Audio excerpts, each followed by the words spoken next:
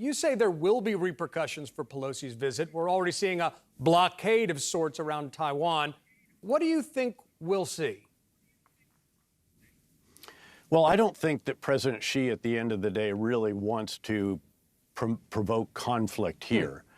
His words seem to indicate that he's not out to pick a fight in response to this action that has taken place, which has been awkward to say the least, particularly in Washington, where you have the president, the national security, military reportedly discouraging this, the speaker going ahead, others saying it's the speaker's right, and it is. But again, the timing of this is very difficult in particular because President Xi, let's remember, he is in election season as well. He's 3 months away from the gathering of the Chinese Communist Party, which will presumably re-elect him for an unprecedented third term as party leader. That will be followed by his re-election as the president and the head of the military commission. He wanted a smooth path to this.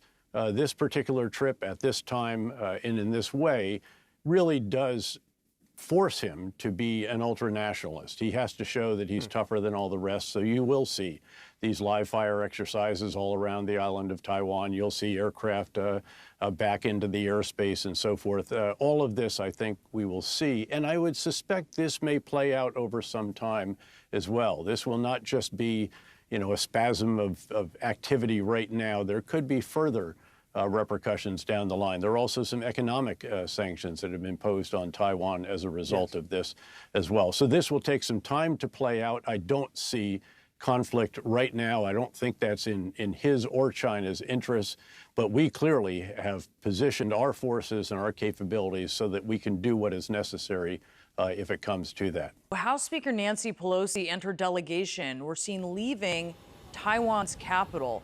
Pelosi gave a powerful speech. She made it clear that the U.S. stands in support of the self-governing island. China is calling Pelosi's visit to Taiwan a, quote, complete farce, and responded with plans for military exercises around the island. CNN's Will Ripley is live in the Taiwanese capital. Also joining us is CNN national security analyst Beth Sanner.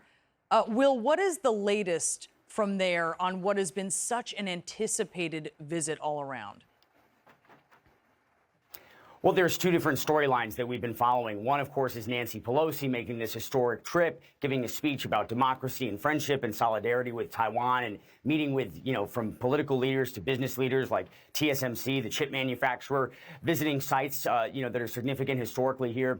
But then, literally just miles off of the coast of Taiwan, you have the Chinese military assembling at 6 different locations around the island. And these exercises, you know, Taiwanese officials have basically called it tantamount to almost a blockade or a practice for a blockade to try to stop supplies from coming into Taiwan. If there was some sort of a military conflict, a blockade is the first thing that you would see as a warning sign here. So China essentially simulating that. And now, as a result, Taiwan is renegotiating air travel routes, trying to find ways to get you know, planes through the Philippines or Japan instead of trying to fly over the Chinese military. Nancy Pelosi's plane actually had to take a 3-hour detour arriving here to avoid the South China Sea and to avoid heavily militarized areas that she might have to fly over. So this is very serious business. Even vessels are being rerouted as a result of this. And I think the crucial thing to watch now, Brianna, is what happens now that Nancy Pelosi's plane has left. What does China do now? Because this is the time that these exercises are really due to kick off in large scale. And Beth, that's where I want to take this for your analysis. Look, we've had past speakers of the House visit Taiwan. And recently in April, we had a bipartisan Senate delegation visit Taiwan. But clearly the reaction to Nancy Pelosi's visit is different. She's been a longtime critic of the regime in Beijing. But what is your take on this announcement of military exercises and this encircling of the island that Will just described? I think we have to take this and put this into a broader context. And on one hand, this is definitely about Speaker Pelosi's visit and the fact that she's such a high-ranking official. She's part of Biden's party. She and others can't separate what she's doing from us just poking a finger in their eye. But the bigger context here is that this is about U.S.-China relations being at the bottom of the barrel.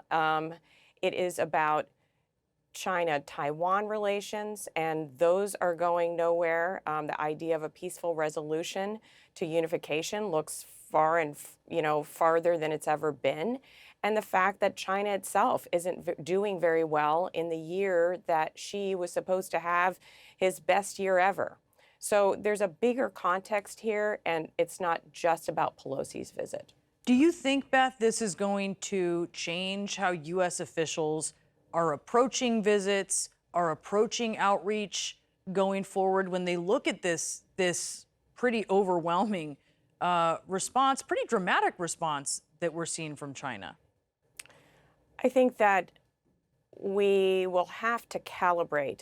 I mean, I think about U.S. visits and U.S. meetings. These are instruments of power.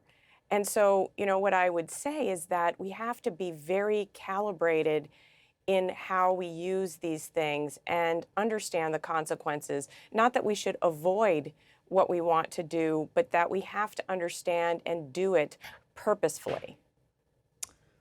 It's a very, very interesting point there, and we'll have to see if that's how they proceed going forward. Because every visit, certainly China is approaching this as sort of a poke in the eye, as you said.